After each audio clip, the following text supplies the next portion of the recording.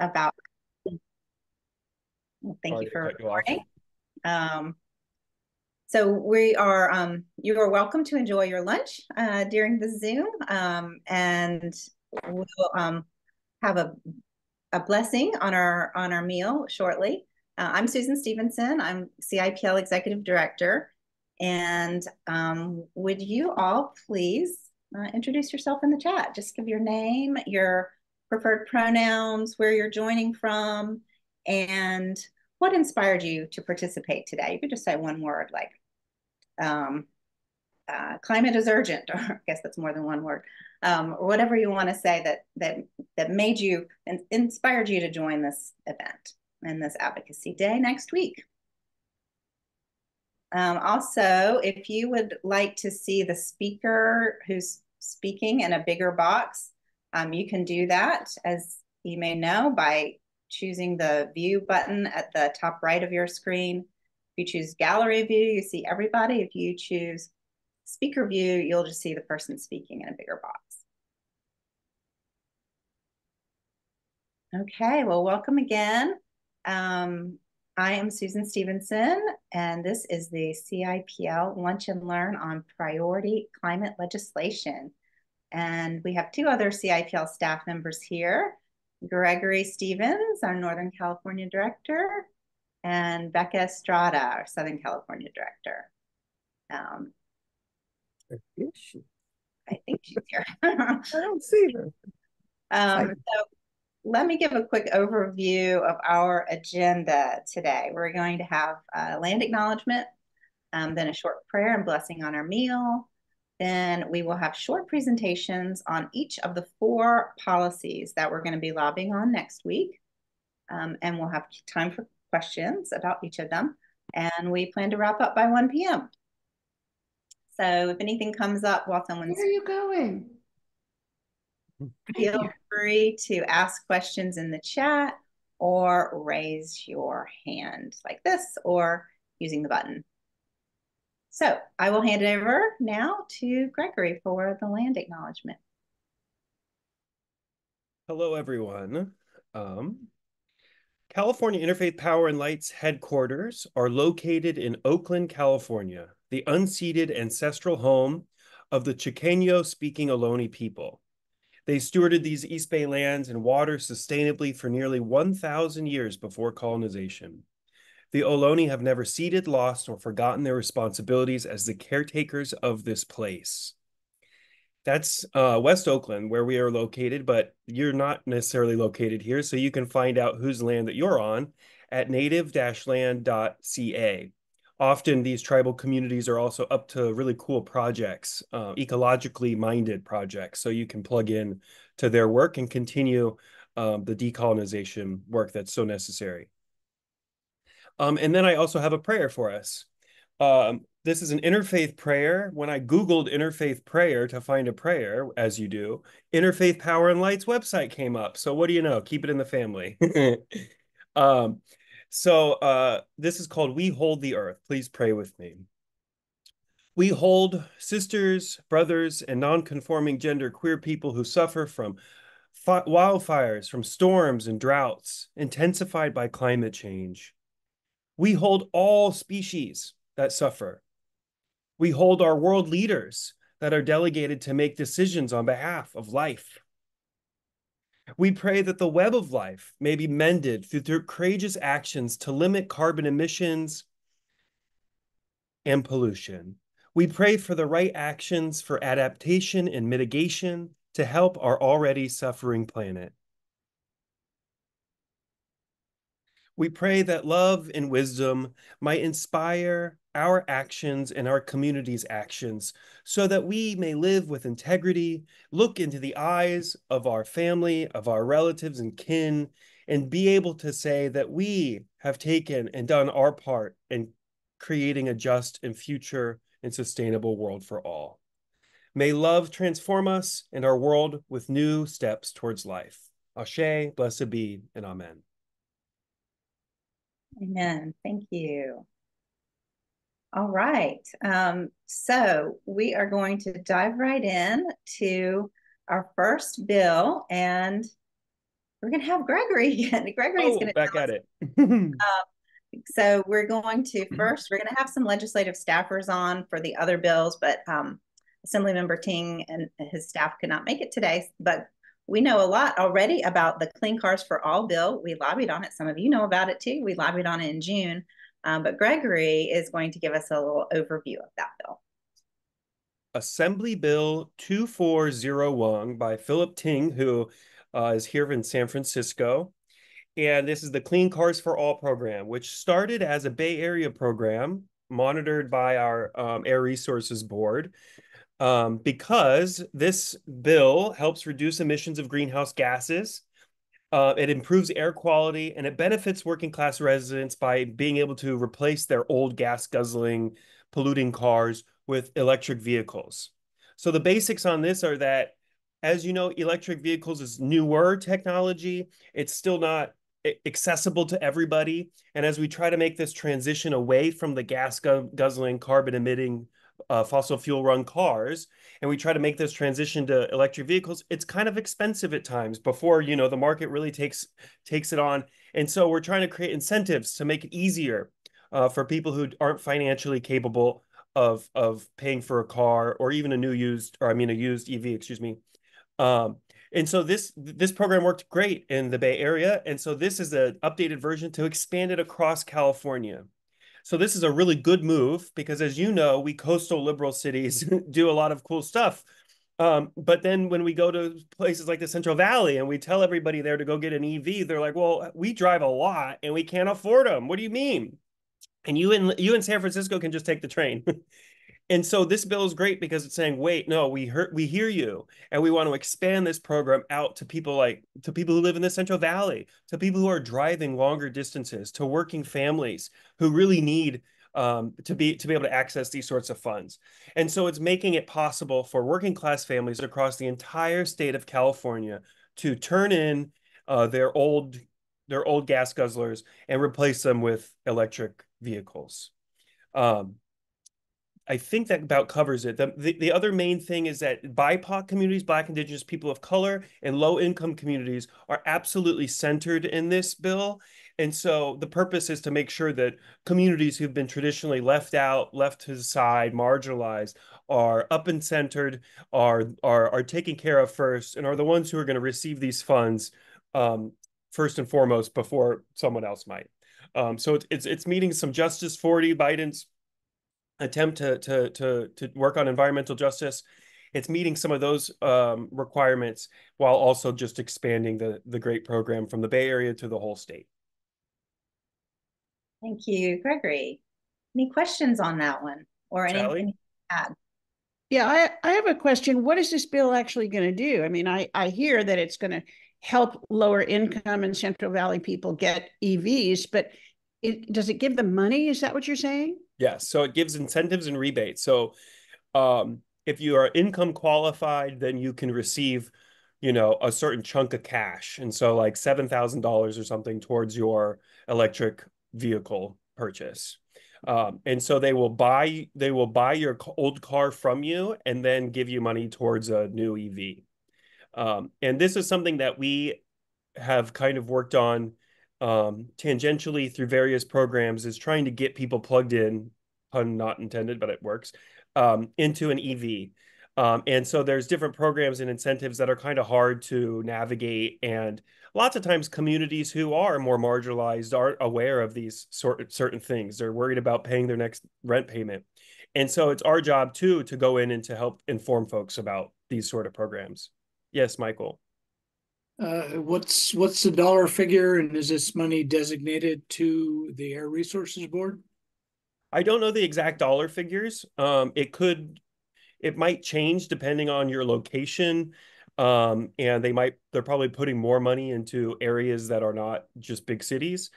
Um, and the way the Air Resources Board works is that they also have a system. It's really getting into the weeds. But if your city doesn't have an Air Resources Board, they have figured out a way to make sure that the money is still available, accessible, and that they would create a team to make sure that it's divvied out. But if you were to look into it, I'm sure that there might be more details on the actual funds. I'm not sure though if those have been fully figured out yet. If you do read the bill language, it's not in the bill language yet. So I assume that might be something that comes further down the line. Yes, Sally. Well, I just wondered how we can support a bill if we don't really know what it is. We need to, when do we get to see the printout of the bill that tells about this amounts and stuff? Because it just seems to me to just say, well, we want you to vote for 2401 and not know what the details of that are. All I know is that there will be a money for folks who do not have access to that money so that they can be equipped with an electric vehicle. But you're right, I do not know the exact amount.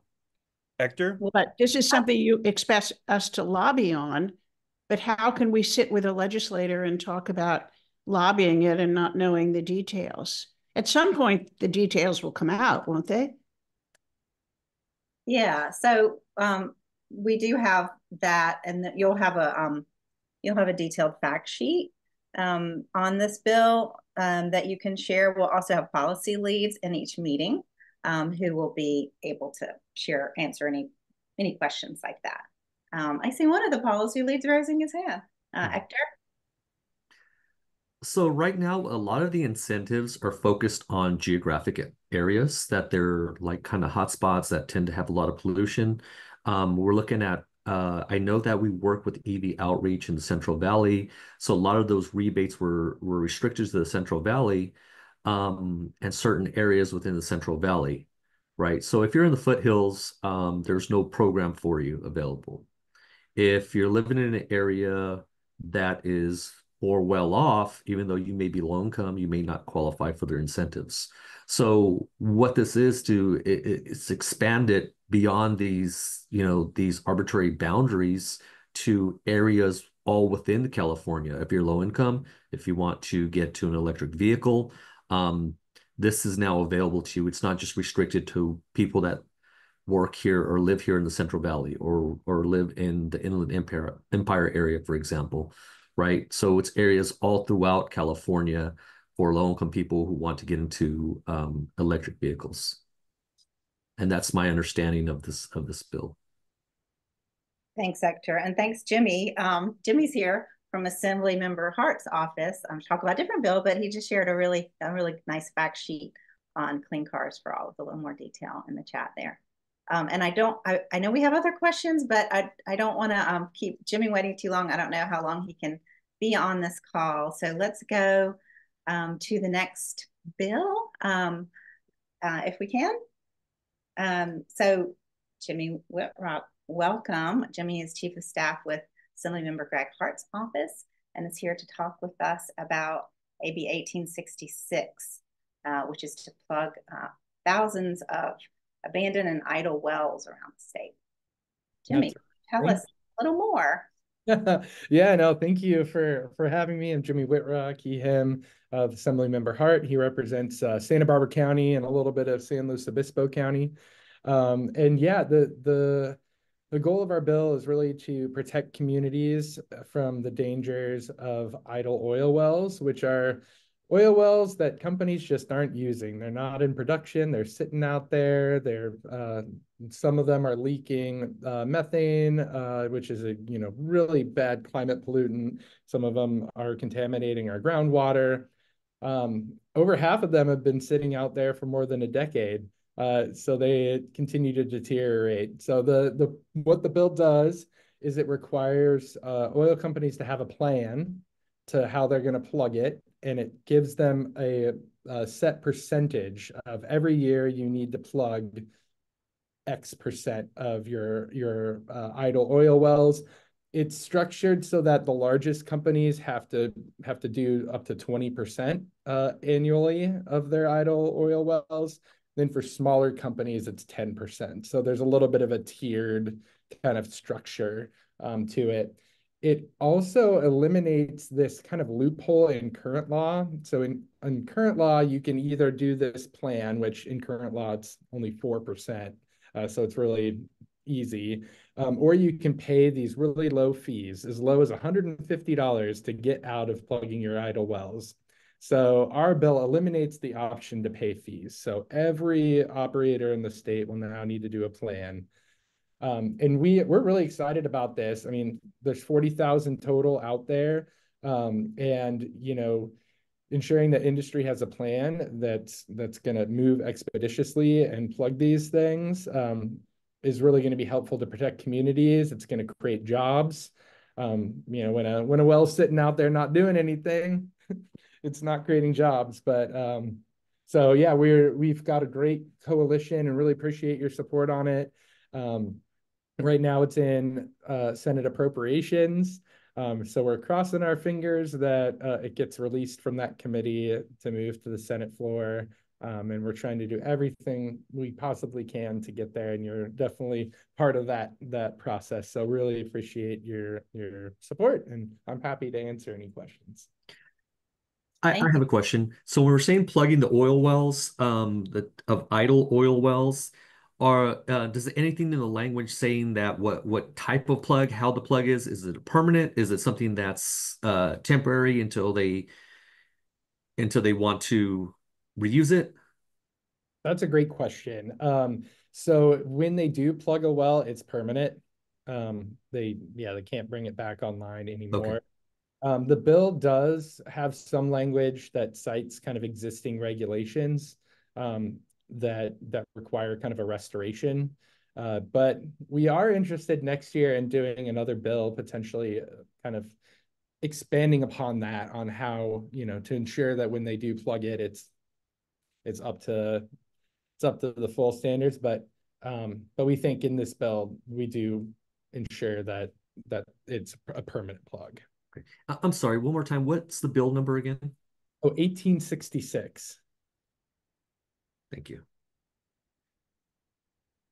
And Jimmy, so could you tell us a little bit more about the process and getting through what the next step is for the bill? I know it passed one committee, but I believe it still has to get out of suspense in the Assembly or the Senate Appropriations Committee. Yeah, that's totally right. So it's moved through the Assembly and one Senate committee. So now it's in appropriations, where any bill that costs money, it goes to this special suspense file.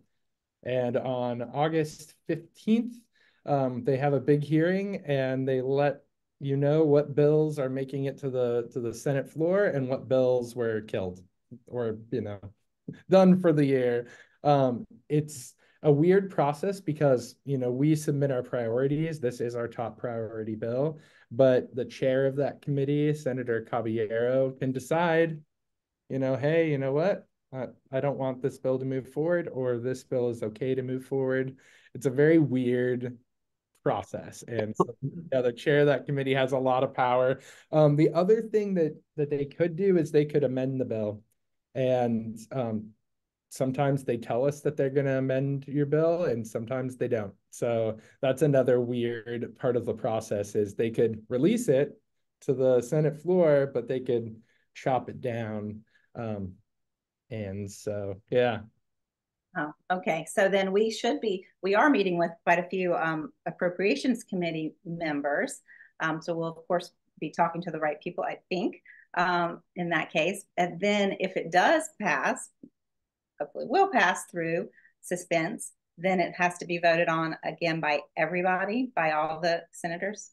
All the senators, and then because it was amended in the Senate, it'll have to come back to the Assembly for a concurrence vote. And so, yeah, a lot of the oil related bills have not made it forward this year. I think it's just ours, and there's a Assembly Member Addis bill. And so industry is really ramping up to fight this one. They were in my office yesterday and the day before.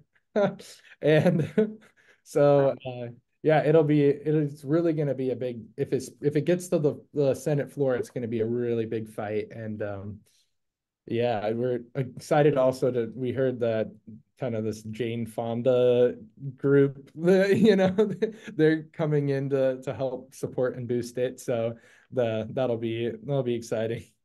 Excellent. All right. Well, I know a couple people have had their hands raised. I saw Daniel with his hand up. Do you have a question, Dan? Yeah, had a comment about the previous, about Phil Ting's legislation in the comments section. I'll let that speak for itself. And I wondered, I might not have the up-to-date one pager for priority climate legislation, but this bill is not included on that. And I wondered if we could get um, a one pager for that as well. I also want to acknowledge some attendees here. Dick Motika from the Creation Care Group from All Saints Episcopal Church in Beverly Hills, the Reverend Paula Walker and Gloria Sefton, who are part of the Bishop's Commission on Climate Change from the Episcopal Diocese of Los Angeles. Thanks for joining. Thank you. Welcome. And I see Dick also has had his hand up. You have a question on this bill, Dick? Yes, thank you. It's in the Appropriations Committee, but the outline of the bill doesn't sound like it would cost the state of California much. That most of the cost would be with the landowners, the controllers of the well. That's true, and it actually saves the state a lot of money. When an operator goes bankrupt, the wells become orphan wells. It's probably a term you're familiar with. And a lot of the times taxpayers have to cover the cost to plug those wells.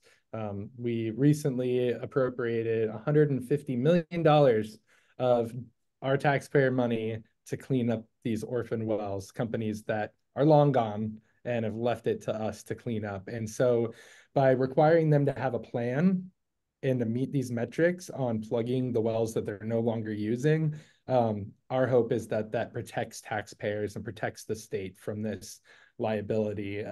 Some have estimated it to be up to $15 billion in potential liability that the state is facing. So it is a pretty dire situation. There are companies like Chevron that have a lot of money that can, but there are other operators that are in the middle that, we really need to get them on their game to plug these things, because if they go bust, then yeah. Wow. Such an important issue. Thank you, Jimmy, for that overview. Is there any other quick question for Jimmy before we move on to the next bill? Just real quick, is there a requirement to set money aside? Or No, is it a requirement just to cap the unused oil wells? just the cap. Okay. Yep. There is previous legislation that I also worked on, which is kind of fun, over with Senator Lamone, that requires bonding and increases the amount of bonding, so like insurance essentially that companies have to have. But that's limited to $30 million, and it's been slow to be implemented. So that's kind of on that side of it. Okay. And I think Linda has had her hand up. Did you have a question about this one, Linda? Yeah, thank you. Good afternoon, everyone. Linda Cleveland Watts, Clean Air and Energy Committee. We had in the Watts area, they capped off some oil lines that were not used any longer. But the whole thing was there was no money for remediation because there was a huge amount of contamination that was still there. And so when they went to redevelop one of the housing projects here in Watts, then they tried to remediate the soil. They couldn't remediate everything, and it was so expensive that they built a shopping center on top of that contamination. So if there's no money set aside to do remediation, then that's an issue. Thank you. Good point. Any thoughts on that, Jimmy? I guess the first step is just to stop the leaking. Yeah. From my understanding, they plug the well, and there are standards that are in place when they plug it. I mean, when you have an oil field, unfortunately, that you've been drilling in it, and it is hard to remediate the site up to to be able to put a park on it or to put housing on it. And So that's definitely an issue that that needs to continue to be looked at, I think. Got it. Okay. Any other? I know we have Hannah Lee waiting, who's going to talk with us about another bill. But do we have Sally? Did you have a question for Jimmy? Question, but Jimmy, are you aware, in your office aware of the methane satellite that's up going around the world right now and identifying these spots? Because the hardest thing on methane is you can't see it and you can't smell it. Now, that methane satellite is going to identify where these leaks are, and it's happening all over the world. So there are going to be a lot of methane leaks that have been identified. And then I thought if they're coming from a big, if they're coming from a huge corporation like an oil company's lines, they have to pay to plug them. Aren't they the ones that then have to correct the issue? Yep. Okay. Yeah, when they it's only when they are either bankrupt or disappeared that taxpayers have to pay those costs. And last year, Assemblymember Hart had another bill that gave CalGEM, which is the regulatory agency, civil penalty authority, and beefed that up very significantly. So the state has the tools to hold these operators accountable and to, you know, and so I think I totally have seen that. I think it's so cool that we're going to be able to track that methane, and then that'll hopefully ensure that the state can crack down on that. Yeah. Yeah, well, thank you. That's right, Jimmy. We worked on that bill as well last year. Thank you for your work and for Assembly Member Hart taking on this really important issue of oil emissions and gas emissions, and just crazy that we have 40,000. You said 40,000 leaking wells. 40,000. Yeah, 7,000 of those haven't been used in over 20 years. The numbers are astonishing to me. And then really quick for Dan, the language does say it would require operators to restore to as near a natural state as practical. So there are some standards that are already existing that should get it pretty remediated. But like I said, I think that's another opportunity in the future to look more at that issue for sure. Good. Okay. Well, great. Well, thank you, Jimmy. We'll let you go. I really appreciate all this great information. And I want to move on. If we have more questions, if we have time at the end, we'll go. We'll have more time to talk about it, although Jimmy might be not be here. But I do want to go to Hannah Lee next, who's been waiting, and she's from Assemblymember Bauer Cahan's office, and she's going to tell us about the proposed plastic bag ban, AB 2236. And this is another bill we did work on in our June lobby day. So a lot of us are somewhat familiar with it. It's good that the bill is making progress and passed through Senate Environmental Quality Committee, and now also, I believe, is in Senate Appropriations. Correct. Yes. So, Well, go ahead. of course. Nice to meet all you guys. Again, Hannah Lee, legislative aide for Assemblymember Bauer Cahan. For you who are not aware, AB 2236 takes aim at plastic waste in California by eliminating the option to receive a plastic bag at the point of checkout. I don't know if you guys are aware, but in 2014, California passed the nation's first ban on plastic bags.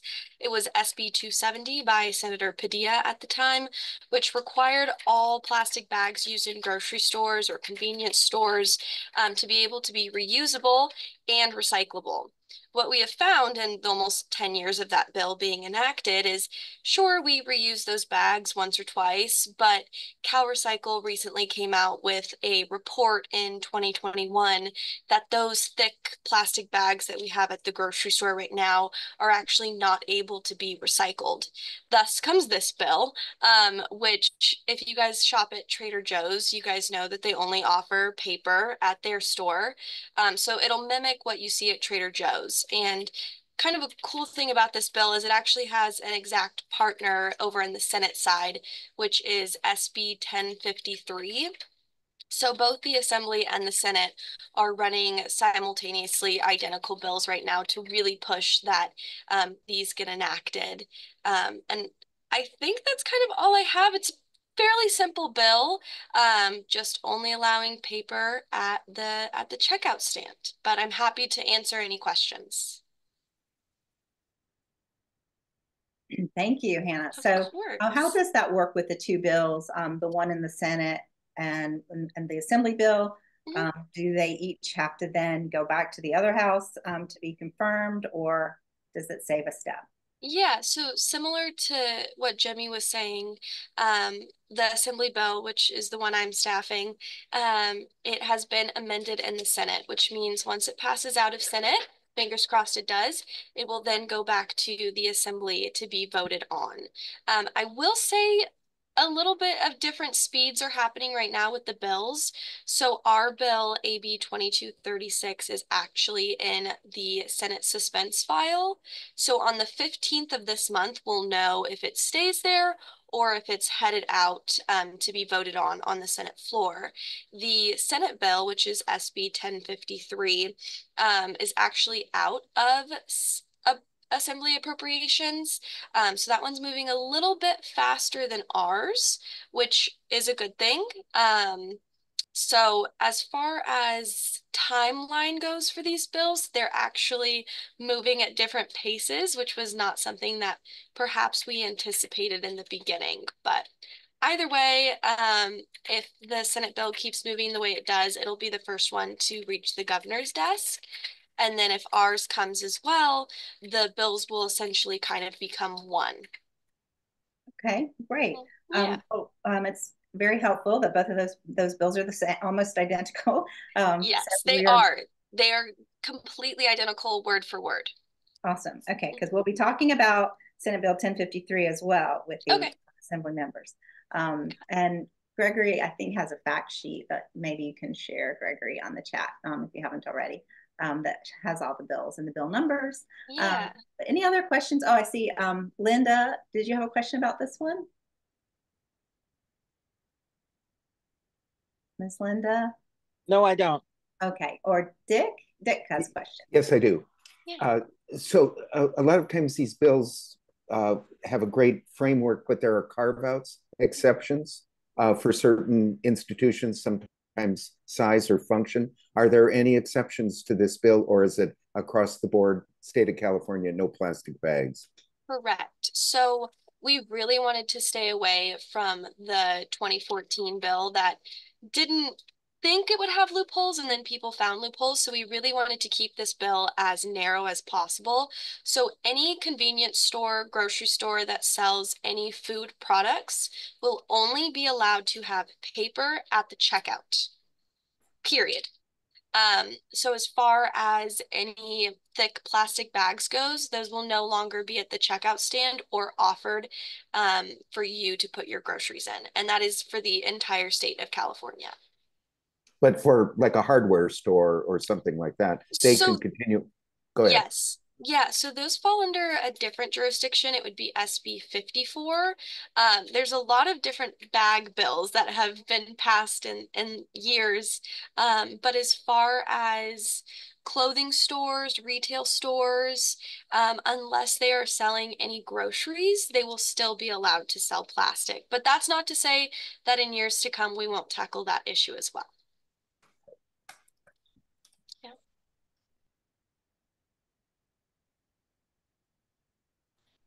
All right. Any other questions, comments? Plastic bags? Like So, I said, it's very straightforward. yeah, but it's so important, and it's one that Mhm. we deal with every day. Yeah. And we know how damaging plastic waste is all over the place, including in the oceans, filling of the oceans, and we now have more apparently plastic per volume in the oceans than fish, Mhm. which is pretty shocking. Maggie, did you have a question or Yes, comment? it just occurred to me, a place like Target that sells groceries and also other stuff, can they use plastic for their other things?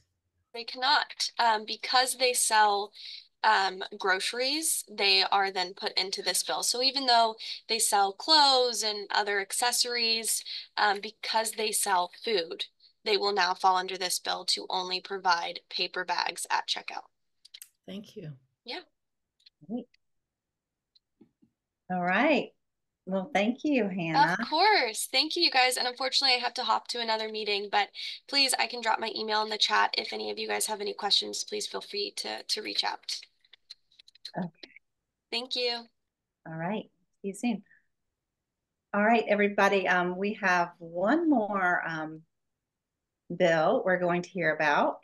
And the presenter for that one is, don't think she's here quite yet, Tina Andalina is going to talk to us about SB 615, which is a really important bill on EV battery recycling, something that we get a lot of questions about when we're promoting EVs. But let me just briefly review, or did anybody have a question or comment that they didn't get to ask earlier about any of the bills? Okay, good. And we will share fact sheets with details on all of these bills with you. I have a question. Paula. It's not about any particular bill, and I'm always looking for ways to make it simple. Is there a website that is accessible that tells us what's going on in the state of California that we can go to and find out where we should be pointing our advocacy letters and, you know, reaching out to the legislation? Well, you mean on these bills in particular, or just in general? You wanted to look up? General, it's like I'm trying to do letter writing and postcard writing. So if I'm looking for something current or vital. Okay, yeah, I'll share the legislative info page on the chat in a moment, where you can look up any bill and you can get all the text, you can get the status of any bill, and you can also upload letters of support for bills. Thanks. So that's a good thing to do too. And I think Tina has joined. Tina and Delina, welcome. Sorry to be late. Not at all. Your timing is perfect. I know you had a busy day. And we are excited to hear from you about Senate Bill 615. Yes. By Senator Allen. Thank you so much for giving me the opportunity to chat with you quickly about this bill. Senator Allen's been working on this bill for a couple of years now. It's SB 615. And the goal with this measure was twofold. One, we wanted to ensure that the batteries that are inside electric vehicles, we know they're massive. We know they have a lot of really key components, and some of those components are being mined in places, not domestically here in the United States, but in other countries that might give us pause with how that mining is happening.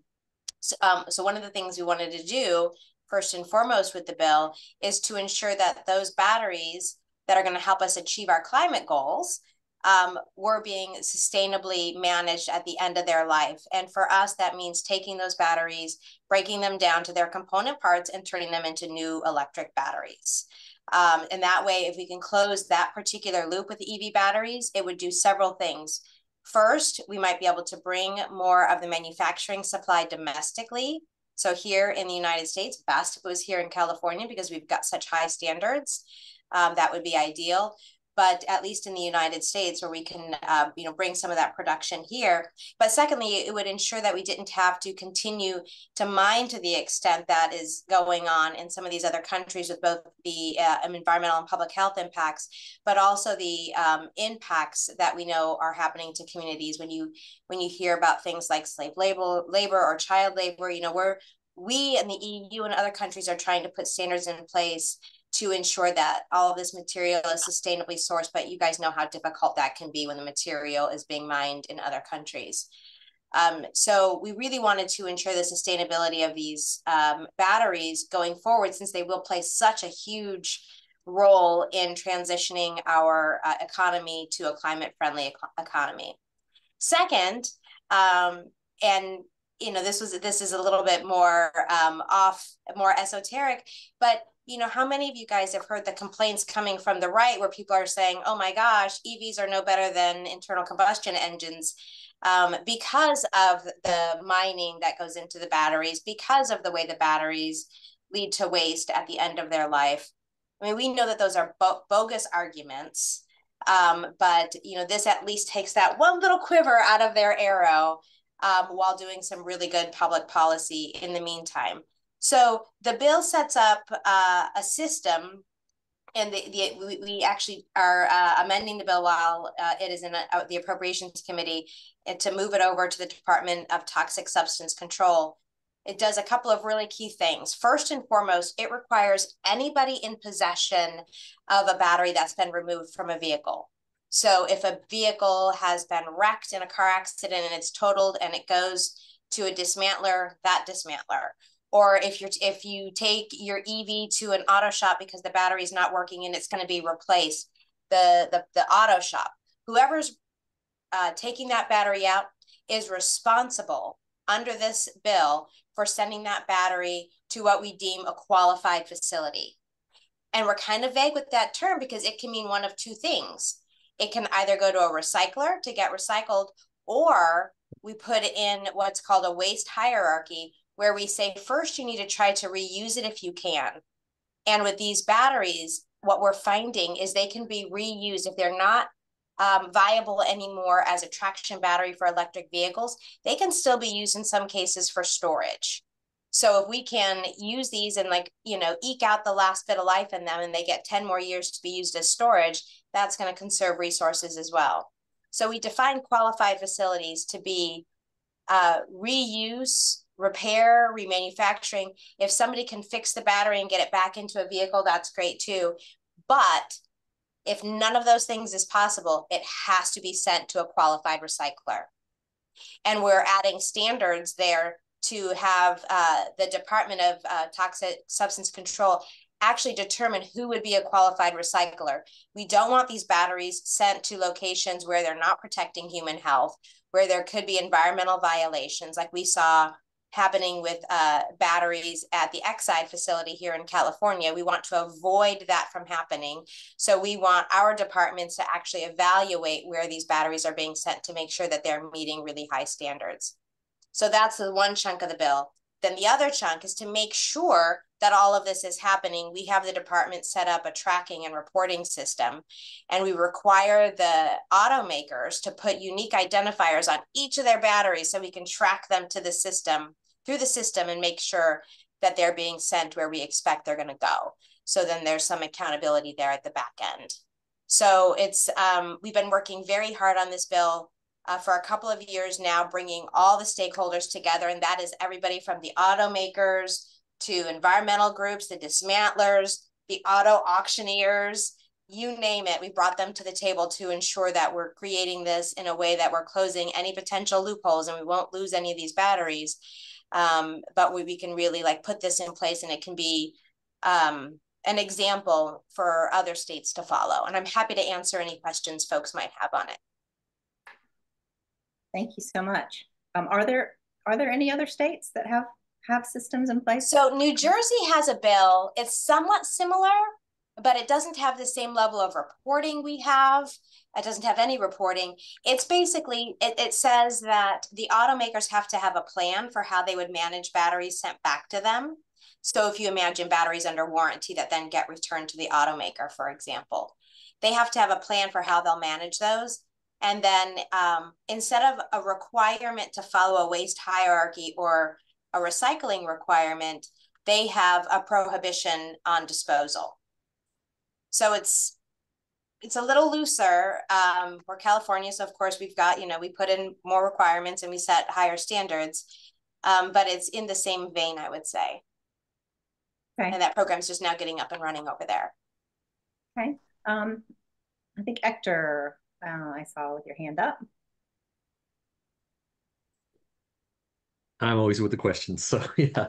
So one thing about the EV recycling. So when we say qualified recyclers, does that mean that the battery has to stay in the United States, that we can't ship it to the Philippines, we can't ship it to China, we can't ship it to a third world country and let them deal with that, with recycling the battery? Yeah, so unfortunately we can't prohibit that, but what we can do is say, if you want to be able to take California batteries, you have to be certified by DTSC. So we can't say that, we can't dictate their business model, we can't dictate their standards, But in order to receive these batteries, they have to apply to be certified by DTSC, and then they have to meet particular standards. So if you've got a good facility, in another country that DTSC finds meets health and safety standards, and not necessarily California's health and safety standards, ours are really, really high, but we want to ensure things, like there's no child labor, et cetera, that there isn't pollution going into nearby communities. And so this is actually modeled off of language that we developed in our big plastics bill, SB 54, where we wanted to know where our material was going to ensure that that as it was being recycled in a way that was sustainable. And then just the next part, are the battery producers also required to give the recyclers like a schematic of the batteries to ensure that they're able to, recycle them effectively? Does that make sense? Yeah, I don't think they need a schematic. When we talk to the folks that are doing the recycling, they feel very confident they could do it. The automakers, I will tell you, folks like Tesla, they want all their batteries back for recycling, so they can put programs in place to get their own back, and that's fine. But if they're going to work with folks like Redwood, for example, is one company based in Nevada that has been doing battery recycling. I know there's some here in California that are looking to start up. They don't necessarily need the schematic, and I don't think that's being shared. But because the batteries do have to be recycled at the end of the day, if it is then incumbent on the producers to ensure that they are being constructed in a way where they could be. Right? So if your battery can't actually get recycled because of the way it's constructed, it won't be allowed in California, since it's, there's a mandate that it be recycled. All right. Thank you. Dick, you have a question? Thank you. Yes, thank you, Tina.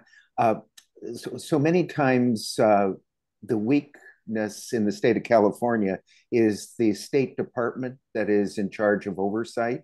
So is the Department of Toxic Substances Control up to this, a task of this scale? And how sure are we of that? Well, one of the things we put in the bill, and this is really important to Senator Allen, you'll see it in many of the bills that he pursues, is the requirement that the producers actually pay for the work we're asking the departments to do.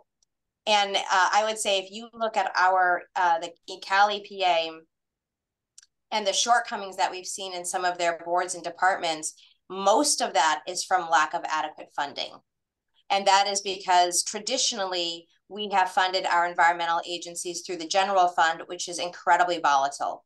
And those are the programs that tend to get cut the soonest, or the first when we're in bad budget times. And I think that's a huge concern that we've seen. And we saw that even in this recent budget cycle.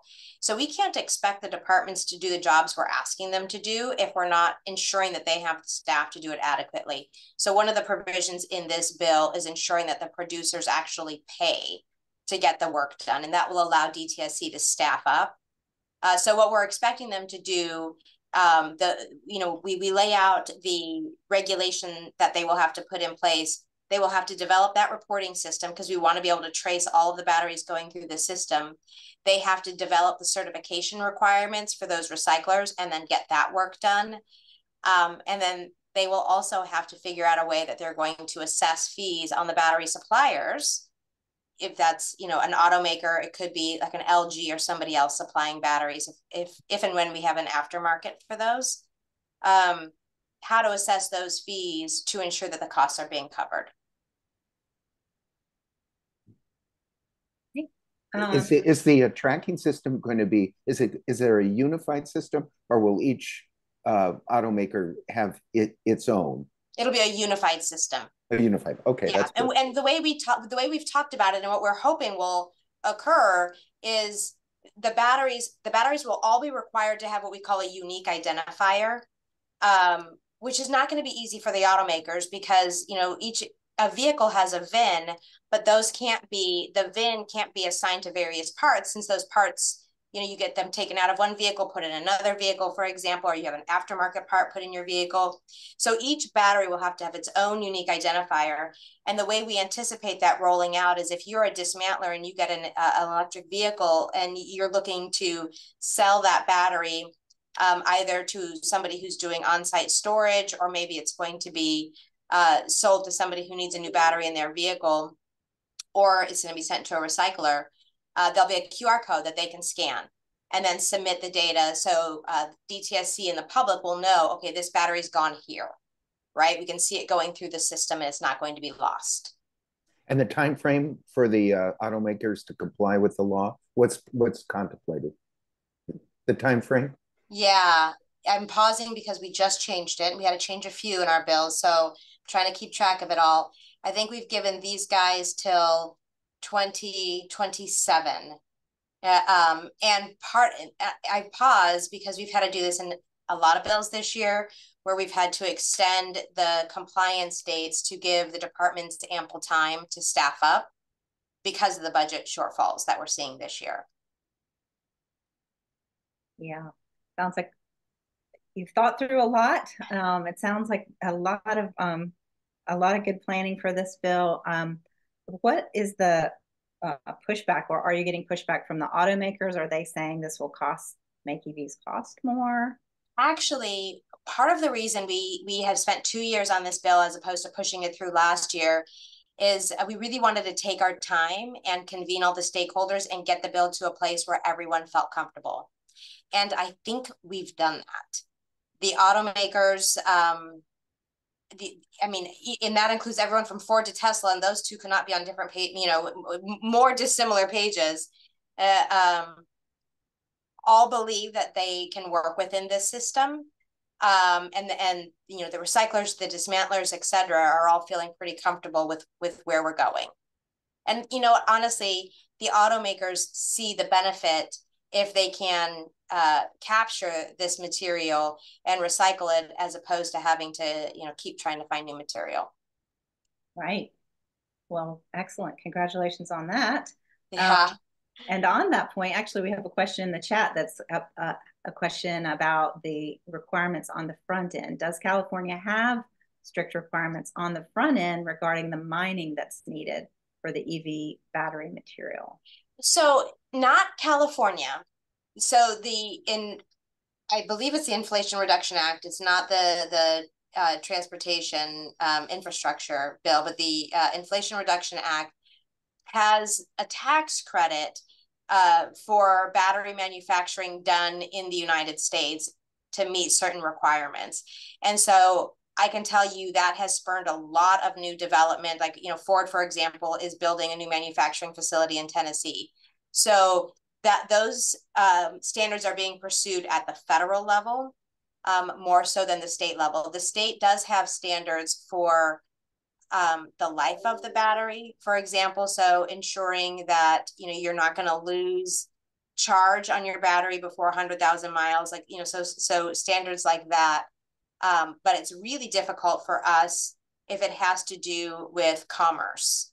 So the Commerce Clause of the Constitution prohibits states from regulating interstate commerce in a way that needs to be left to the federal level. So we're always super cautious if things are going to affect that. Right. Okay, well, thank you, Tina. That was a great presentation, lots of details. Any last questions for Tina before we let her go? And you guys know where to find me if something comes up. Okay, the one quick question. The bill is in Assembly Appropriations. Correct. Right, so yes, we're waiting for it to get out. And so I know we'll be meeting with a number of committee members, but then hopefully it does pass out, and then it'll still have to go to the full Assembly floor. So we can talk to all Assembly members about this. Absolutely. Okay, great. Well, thank you so much, Tina. Thank you all. Thank you so much for your support. Reach out if you have any more questions. All right. Appreciate it. Take care. Oh, wait, Daniel, do you have a question for me? No? Okay. Okay, bye. Bye. Thank you, Tina. Thank you. All right. Well, thanks, everyone. In case you're wondering how this is going to go on the lobby day, we will have teams, and everybody will be in a team with about three, four, or five people on each team, and we have team leaders. And you will get an email connecting you with your team and giving you your schedule for the day. On Monday, we'll send that out. And Daniel, did you want to add something? Are we going to be meeting with anybody from Buffy Wick's office appropriations? Yes. Okay, great. Is that going to be all the... Your team is not actually, but we are. Okay. And this is with staff people from the office? For the most part, yeah, for the most part. Occasionally we get a legislator himself or herself, but usually. I see. Okay. Okay. Thank you for being one of our team leaders, Daniel. I think it'll be a great day. We've got lots of good info. You'll be getting more, including fact sheets coming to you. And Paula, I think, was raising her hand. So if we're on this call and we've registered for the 14th, we get assigned to a team, right? Yes. Perfect. Thank you.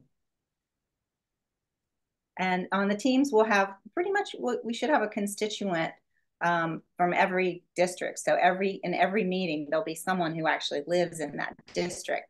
So we'll want that person to have a role to be sure to point out that they live in the district and why they care about these issues. And we'll have a policy lead, such as Daniel, on each of the bills. And we'll have somebody from a CIPL lead, whether a staff or a volunteer, to kind of describe CIPL, California Interfaith Power and Light, who we are and why we care about these issues, and just letting them know that we're doing these meetings all over with legislators from all over the state, because oftentimes they want to know, especially if you're meeting with a legislator who's more of a champion, they're like, well, I'm already on, I support this, who else are you meeting with? So we want to let them know we're meeting with legislators from all over the state.